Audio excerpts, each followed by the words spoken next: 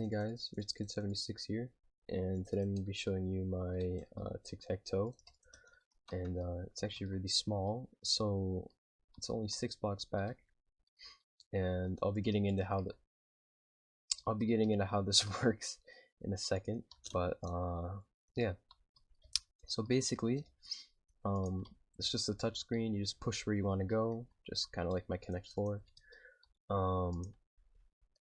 yeah. And then there's a little screen flash to tell you when the next person can go, because the system takes a second. But yeah, I mean, it does work, so it's pretty cool. And then there's the reset button down here, just obviously clears the screen. But I thought I could do better than this and add a nice wind detection, so I did. And I managed to squeeze the lines between the display circuits here and here. And I'll get into this in a second, but first I'm going to explain how this works. So basically, the display has a green circuit which takes the button input through this block into a comparator, and I use the comparator because if I send an input back into the display, problem is I need to power this for the X.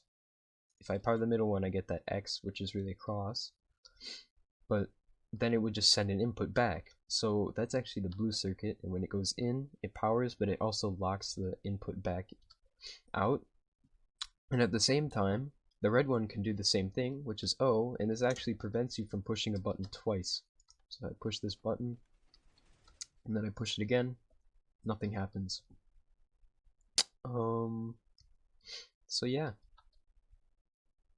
So magenta is the reset line, and I'll get into this after I do the yellow circuit, because I just realized that that's pretty dependent. So the green circuit will actually run down into the back on top of these note blocks,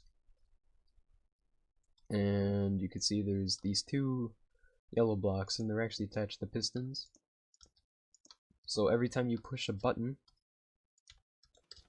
all those blocks will flop positions, so now they're on this side instead of on this side. And this basically just allows the input to flop between which latch it's inputting to. So yeah, there's these two latches on the back. And so the way the whole thing knows how to switch is these note blocks here. And these note blocks will go into the center, here, here, here, and then these ones go there and there. And these right up to the top, across the top here, and then into this piston. And this piston will send us a signal all the way down the side here into these 3 blocks. And these 3 blocks will actually go all the way across and flip all the pistons that have the yellow blocks on them. So you can see this one, this observer will power this, that note block will update that piston, so that'll go. That observer will go straight into that block, which powers this piston. And then there's a repeater to carry it across to the next group. So yeah, that's how this whole bit works. The reset circuit is really easy. It just basically goes across each row and powers the top dropper to push the item back down. So the wind detect, what I did is I took, since the outputs for X can be here, O can be here, and they just come out here, I took those, which are right there and there, and I switched between them so they both share the wind detect, because you don't need to make 2 wind detections. And yeah, so these pistons will toggle along with the yellow circuit, saying which is actually being read. So if I place an O here, obviously if O just went, you're going to check for if O is winning versus X, because X would have already won if O hadn't placed a space anywhere. So we're checking O right now. As you can see, O's space is being read into the wind detection circuit here. And basically we have the verticals, which are these right here. This is 1, 2, and 3. And didn't mean to break that. I'll fix it later. Anyway, And then we have the horizontals, which run across in here. So there's one, there's another one, and there's another one, which actually ends up kind of going a little on like a detour, as you can see, kind of loops around. And this yellow circuit actually pops back here because I had to reset some of the these lines when it was switching, because what would end up happening is it would switch and then it would say somebody won when it shouldn't have. So if you just placed like an O here or something and then some X placed something here, it would just say like X1 for no reason. So I had to power the lines that were causing the issues. Yeah, so then the diagonal, what I did is, if this was the board for the diagonals, I took the middle and I split it so that I went to here and here, and then I took the tops and I switched them. So the tops were switched. So you can see that the middles right here, they go out to the edges.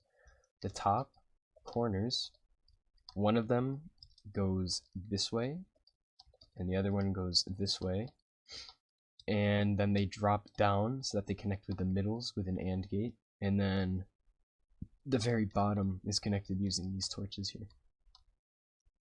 And everything goes into a central line right here, and if this line turns on, it means, oh, voice crack. It means that somebody has won, and there's a little switch down here, of course, to make sure that the system still knows who is last played, because if not, it'll just say someone won and you don't know who. And based on where that is, either this redstone block will spit out or this one. So to demonstrate this, I should probably fix the piston that I broke, because that's actually very important, believe it or not. Yeah, so O is here, say I place an X, and then we're going to go for a diagonal, because that seems to be the most complex. Place another X here. And then O. And it takes a little bit, but after a certain amount of time, it says that O wins. And that is because this line turned on, as you can see right there. So yeah. Now, this wasn't my first attempt at making this. I actually made one a long time ago, almost a year ago actually. And it's very, very big, and I actually cut this whole section right there in half, which is that, and then the wind detect I basically shrunk down to like nothing. And I'm actually working on trying to get it to 2 blocks back behind the toggles, which this is really the purple circuit here, but I just did blue because, I mean, it looked different. Yeah, so I never like finished this, but I might eventually. Yeah. There's a few extra things in here, like a minecart. This is simply because sometimes, certain cases when you reset, the block on the wind detect will spit back out, which actually it just did, and that minecart will just trigger the reset circuit for the very top again to retract those redstone blocks using this little like snake thingy here. So it goes across, hits that, then goes across. Yeah. So yeah. I hope you enjoyed this video, and yeah, please consider subscribing, and I might give a tutorial if enough people ask for it. So yeah, bye.